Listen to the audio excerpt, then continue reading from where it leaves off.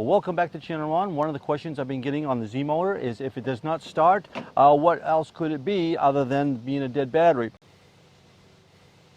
One of the things you want to check, and most likely it's going to be the number one culprit, is the fuse. And the reason for that is where you plug the fuse in, it's not really protected from the elements and it could be corroded. Just go ahead and flip that seat up and you're going to have the fuse bank right down here. And this is the fuse that I took out earlier.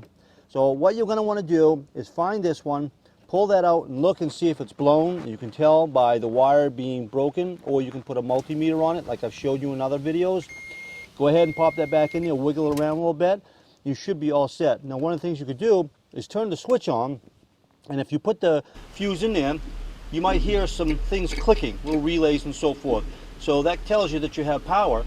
Go ahead, tighten that right in there, put the seat back on, turn the switch on, put the seat back up, remove our GoPro, and we should be able to spin that over. Just like that.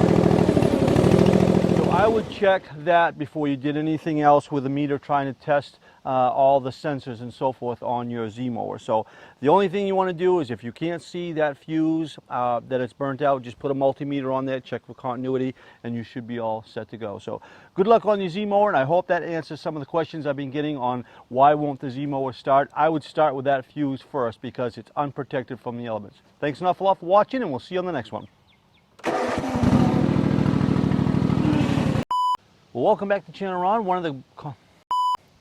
Welcome to the channel, Ron. One of the questions I've been getting is if your Z motor.